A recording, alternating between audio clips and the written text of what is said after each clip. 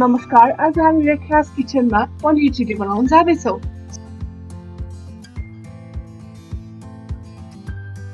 सबैभन्दा पहिला हामी पनिरलाई सानो सानो पिसमा काट्छौँ र एउटा प्लेटमा राख्छौँ। पनिरलाई सानो सानो पिसमा काटेपछि त्यसपछि हामी त्यसलाई फ्राई गर्छौँ फर 15 मिनट्स। त्यसपछि हाम्रो फ्राइड पनिर तयार भइसकेको छ। त्यसपछि हामी भेरी खुर्सानी, गोलभेडा र प्याज सानो सानो पिसमा काट्छौँ।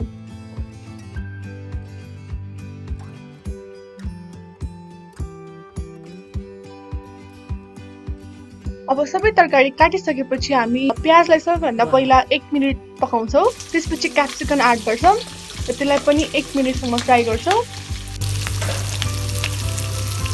त्यसपछि गोलभेडा हालेर सबैलाई एकैचोटि फ्राई गर्छौँ। सबै तरकारी पाकिसकेपछि अब हामी त्यसमा पनिर एड गर्छौँ र एकैछिनको लागि चलाउँछौँ।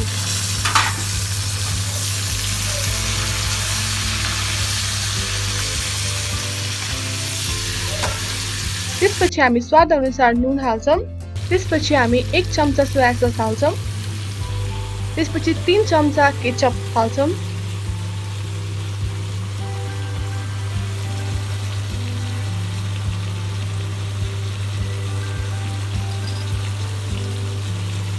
र अब त्यसलाई हामीले 1 मिनेट चलाउँछौँ। त्यसपछि हामी त्यो फिर्को बन्द गरेर 3 मिनेट पकाउँछौँ।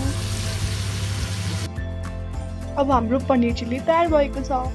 हाम्रो भिडियो मन परेमा कमेन्ट गरिदिनु होला, साथै लाइक, शेयर र सब्स्क्राइब गर्नु होला।